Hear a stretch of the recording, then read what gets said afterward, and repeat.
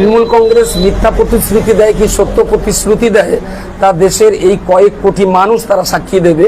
আমার মনে হয় পশ্চিমবঙ্গে এমন কোনো পরিবার নেই যে পরিবারে মমতা ব্যানার্জির কোনো না কোনো সুযোগ উপভোগ করছেন না।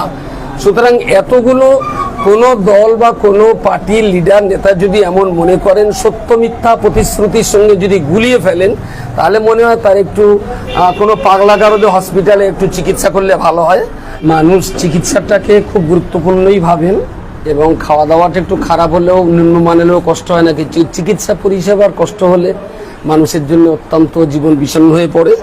তো হাড়োয়া সহ অন্যান্য ছোট ছোট যত চিকিৎসা কেন্দ্র আছে সেগুলো সবটাই, আর আমি এখানে যতবার হাড়োয়া বলবো মানেই হাড়োয়া বিধানসভা হিসাবেই বলবো, এখানে যতগুলো চিকিৎসা কেন্দ্র আছে ছোট মোটা বা মাঝারি ধরনের সমস্ত চিকিৎসা কেন্দ্রের চিকিৎসাটা যাতে সহজলভ্য হয়, মানুষ যা সহজে পেতে পারে সে ব্যাপারে দল অত্যন্ত প্রতিজ্ঞাবদ্ধ মানুষের কাছে চিকিৎসা পদ্ধতি পৌঁছে দেওয়া। এবং শিক্ষার ব্যাপারে হাড়োয়া বিধানসভা এরিয়াতে একটা ইউনিভার্সিটি করবার পরিকল্পনা রয়েছে দলের, সেটাও একটা গুরুত্বপূর্ণ দিক। এবং সেই সঙ্গে সঙ্গে যাতায়াত কমিউনিকেশন বেশ কয়েকটা ব্রিজের কথা উল্লেখ রয়েছে, গাম্বিলতলা সহ আমাদের নাসেরাটি ঘাট, আরও মাঝখানে একটা দাগ যেখানে তেলিয়া, এই সমস্ত জায়গাগুলোতে ব্রিজটা করতে পারলে মানুষের রাস্তাঘাট যাওয়া আসাটা অনেক সহজ হবে। এবং তারই পাশাপাশি পানীয় জল একটা গুরুত্বপূর্ণ, যে সমস্ত এলাকাতে এখনো পানীয় জলের সঠিক ব্যবস্থা করে উঠতে পারিনি। আর অ্যাকচুয়াল এই কাজগুলো তো একদিনের কাজ নয়, লং টার্মস প্রজেক্ট এগুলো। তো গত 15 বছর ধরে যে সমস্ত কাজগুলো দীর্ঘ অনেক এরিয়া জুড়ে সম্ভবপর হয়েছে, এরপরে অনেক নতুন নতুন জায়গায় নতুন নতুন পাড়া নতুন নতুন গ্রাম গড়ে উঠছে, সেই জায়গাগুলোতে আবার নতুন করে উন্নয়নের ভাবনা ভাবতে হচ্ছে রাস্তাঘাট পানীয় জল নিয়ে। দল সে সমস্ত ব্যাপারে অত্যন্ত যত্নবান থাকবে। এবং সেই সাথে সাথে একটা শ্মশানঘাট, যেখানে হাড়োয়ার আশপাশে গুরুত্বপূর্ণ, যেখানে একটা ইলেকট্রিক চুল্লি এবং আধুনিক মানের শ্মশানঘাট, যুগ যখন পাল্টাচ্ছে তো উন্নয়নের নিরিখে এগুলো খুব আধুনিক মানের হওয়া উচিত, সেই হিসেবে একটা শ্মশানঘাটেরও পরিকল্পনা রয়েছে। এবং প্রয়োজন হলে একাধিক শ্মশানঘাটের উন্নয়নের ভাবনা ভাবা হবে। এবং ধর্ম ও সাংস্কৃতিক ঐতিহ্য সংরক্ষণের জন্য আমাদের হাড়োয়া পীর গোরাচাঁদ গাজী রহমতুল্লাহ আলাইয়ের মাজার কেন্দ্রিক একটা রিসার্চ সেন্টার, যেখান থেকে প্রাচীনকালের এবং আগের যুগের মহান মনীষী যারা ছিলেন তাদের জীবনজন্দিকে কৃষ্টি কালচার আদর্শ যাতে ধরে রাখা যায়, তার জন্য একটা রিসার্চ সেন্টার করবারও পরিকল্পনা রয়েছে।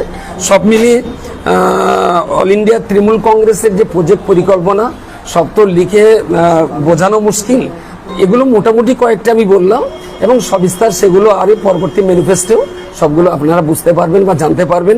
যতটুকু অত্যন্ত সংক্ষেপে হয় সেই কথাটুকু আপাতত আপনাদেরকে জানাবো।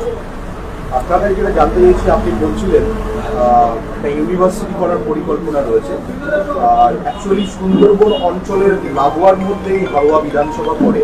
একদিকে নাসিরাটি ফেরিঘাট, সেখানে যোগাযোগ মাধ্যমে এখানে একটা ব্রিজের প্রয়োজন ছিল, হাড়োয়া ব্রিজটা হয়ে অনেকটা যোগাযোগ সঠিক হয়েছে, কিন্তু আপনাদের পরিকল্পনাটা রয়েছে এখানে চন্দ্রকেতুগড় ডক্টর শহীদুল্লাহ স্মৃতি মহাবিদ্যালয়ে রয়েছে ইউনিভার্সিটি করা। সেটা কি কোন নির্দিষ্ট জায়গা কি আপনারা সিলেক্ট করেছেন? নির্দিষ্ট জায়গা এখনো সিলেক্ট হয়নি।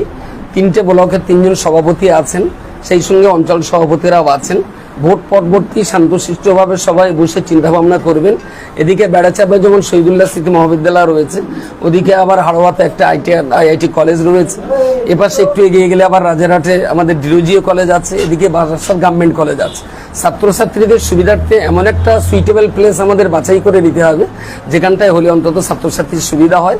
দল বলেছে এটা করতে হবে, কোন জায়গায় কোথায় কিভাবে করা যাবে সেটা ভোট পরবর্তী দলের একেবারেই এই বিধানসভা এরিয়ার যারা রয়েছেন গুরুত্বপূর্ণ ব্যক্তিত্ব তাদেরকে নিয়ে বসে চিন্তা ভাবনা করে সুনির্দিষ্ট প্ল্যান পরিকল্পনার মধ্য দিয়ে একটা জায়গা নির্বাচন করা হবে। প্রতিটি ব্লকে যেভাবে এই যে তৃণমূলের 10টি অঙ্গীকারের এই স্তম্ভ উদ্বোধন বা শিলান্যাস আপনারা করছেন, ইতিমধ্যে বিরোধীরা বিভিন্ন জায়গায় কোশ্চেন শুরু করেছে, কটাক্ষ করেছে যে ভোটের মুখে সস্তার রাজনীতি করতে, মানুষের ভোট ব্যাংক নিজেদের সৃষ্টি করে টানতে এই ধরনের প্রচেষ্টা তৃণমূল কংগ্রেস রয়েছে। এটা আদৌ কি আপনাদের আওতাম? দেখুন, এখনো পর্যন্ত তৃণমূল কংগ্রেসের 105টার মতো প্রজেক্টে যা বাংলার অলিতে গলিতে কোণে কোণে আপামর জনসাধারণ যারা উপভোগ করছেন, 105টার মতো সর্বমোট 105টা পরিষেবা মানুষ অটোমেটিক্যালি পাচ্ছেন। তো তৃণমূল কংগ্রেস মিথ্যা প্রতিশ্রুতি দেয় কি সত্য প্রতিশ্রুতি দেয় তা দেশের এই কয়েক কোটি মানুষ তারা সাক্ষী দেবে। আমার মনে হয় পশ্চিমবঙ্গে এমন কোনো পরিবার নেই যে পরিবারে মমতা ব্যানার্জির কোনো না কোনো সুযোগ উপভোগ করছেন না।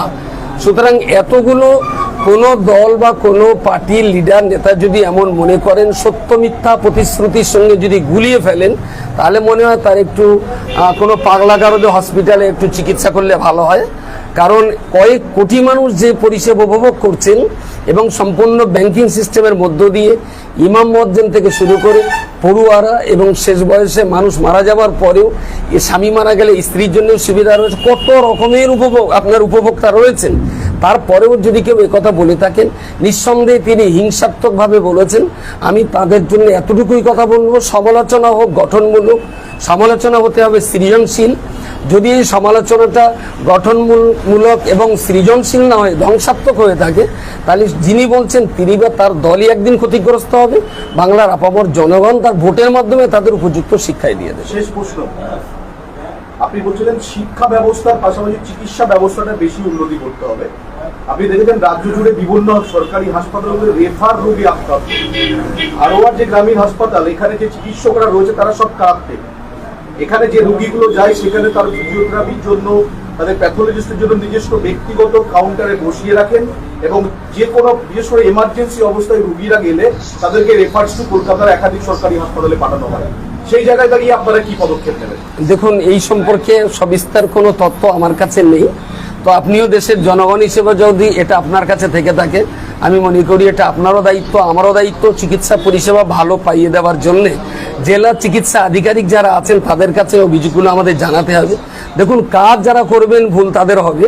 এবং এই জায়গায় চিকিৎসা ক্ষেত্রে আমার মনে হয়েছে আজ থেকে 10-20 বছর আগে যে পরিষেবা ছিল, শুধু হাড়োয়া বলে বলছি না, রাজ্যের কোণে কোণে অনেক স্বাস্থ্যকেন্দ্রের চিকিৎসা পরিষেবা আগের চাইতে এখন অনেক ভালো হয়েছে।